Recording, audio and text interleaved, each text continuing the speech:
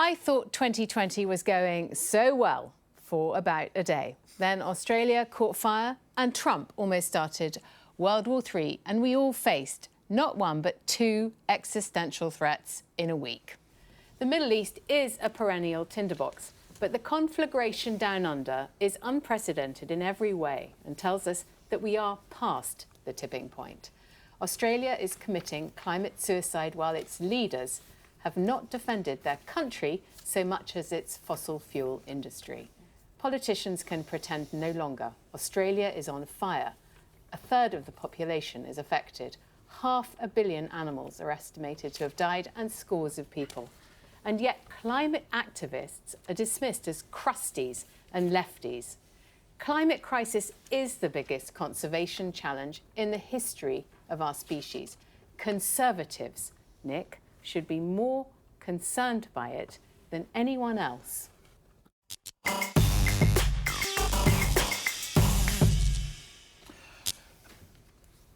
The scariest piece of information I've seen was an academic, an Australian academic, talking about this and said, basically, the average climate's gone up 1% in Australia over 20 years.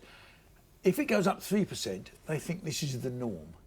What, right? The fires or the temperatures? The fires and the fires are obviously connected to the temperature. Yeah. And that is scary. I mean, there are still people, I mean, I know some who still believe that this is just cyclical and there's nothing to do with global warming. The global warming is not man-made. You still meet those people, but there are fewer and fewer. And the Australian government has clearly had a lot of flack. Scott Morrison has gone around, visiting coal mines. Yeah. And there's another narrative developing, which is, one, it's just normal stuff for Australia at this time of year, which it's not.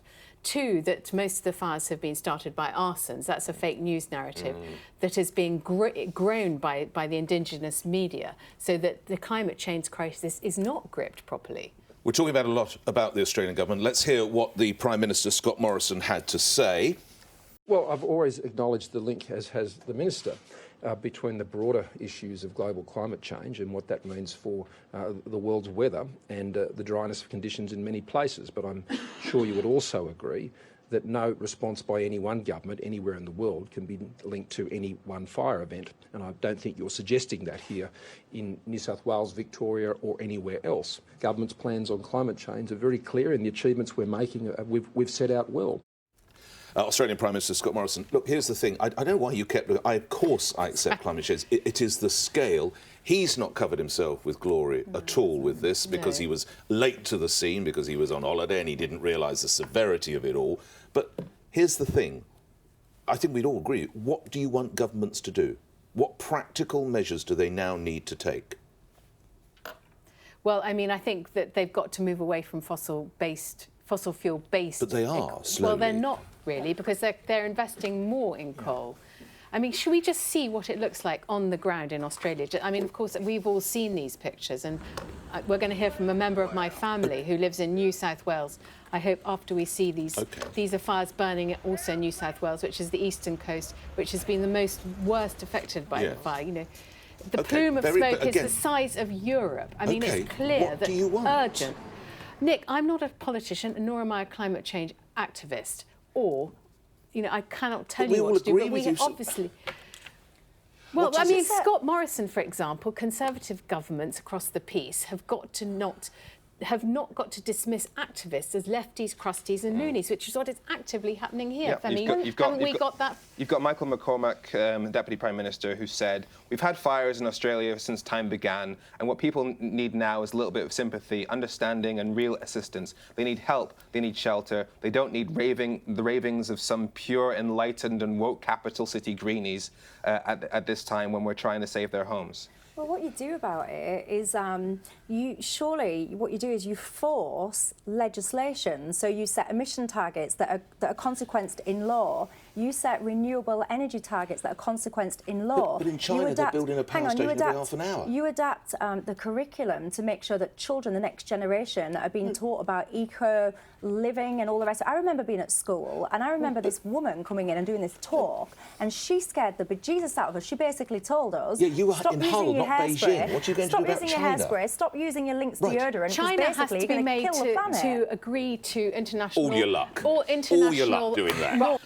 Nick, forget China for a minute. I want to hear from my cousin, Mark Henley, who lives in New South Wales, and he's done this little clip for us to tell us what it's like out in Australia at the moment. If you can see behind me, we've had this smoke haze now for over 8 weeks, and it's been devastating for large parts of Australia. Over 5 million hectares have been destroyed, 1,800 homes in New South Wales alone. We're safe. We've been very fortunate, touch wood, that continues, but a lot of Australia hasn't.